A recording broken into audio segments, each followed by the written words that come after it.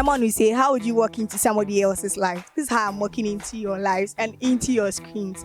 I am Connielove, and you're welcome to another exciting episode of Chit-Chat. It's safe for me to say it's your favorite, right? Yes. It's been a month long. I've been in your screens and your faces, but I'm here to talk about something really interesting. Guess what? I'll give you a few minutes to think about it. We are talking about chosen generation. When God says we are chosen generation, what does it mean? We've read the scripture over and over again, but how many of us understand what it means to be a chosen generation? So our scripture reference is 1 Peter chapter 2 verse 9, which talks about we being a chosen generation, a royal priesthood, God's special people who may proclaim the glory of He who called us out to darkness into His marvelous light. So what does this scripture mean? Most of us have heard it countless times, but do we truly understand? So now here's an example. If you notice, like Solomon will say, there's nothing new under the sun. So this is how the world is. Your parents give birth to you. You are a toddler. You grow up. You go through junior high, senior high school, get to university. If all things being equal, you get a job, get married. The cycle continues, but the only difference is that God chooses us to be His own, His royal priesthood. And when God says we are His priesthood, it means that there are laws and statutes we should go by. I noticed of late that most of us have decided to put the statutes of God aside. That is the Bible, and then we choose to do what pleases us. Now it's gone so bad to the extent that people choose morality. What is morality? What is morality? Morality is subjective. So why won't we all stick to the Bible, which is standard for all of us? But no, most of us prefer the easy way. When what is good for me will not be good for what I see as morally good, others see as morally bad.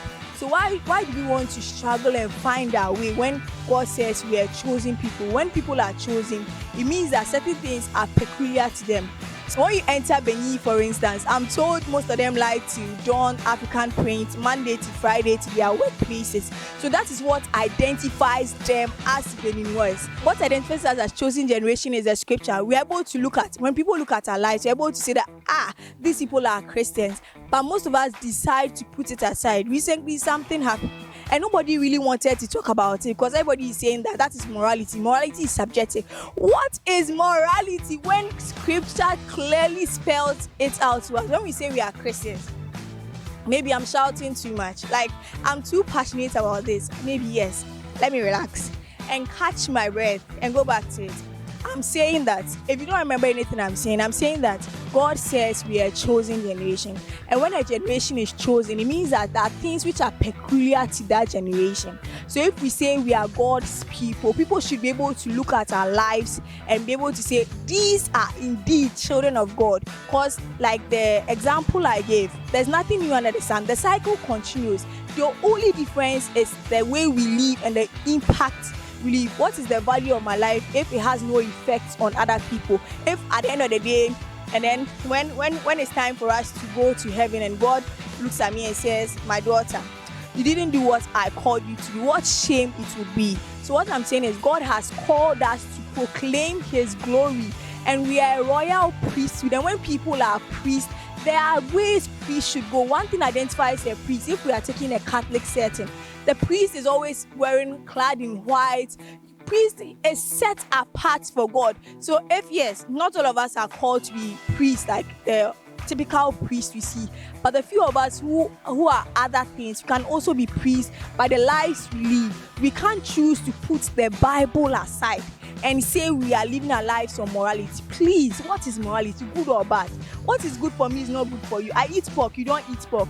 That's morality. So if we want to put the scriptures aside and say we are going morality, it won't help us. Like, I started all excited. I'm saying that I feel as if most of us are losing our way because we decided to struggle our way through life. Struggle like we are trying to swim our way through life when scripture clearly spells everything out.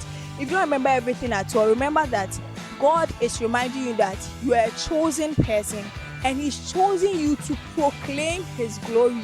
Nothing else matters. When we proclaim God's glory, He adds everything on to us. So this has been Chit-Chat, and as always, I am Connielove Dzodzegbe.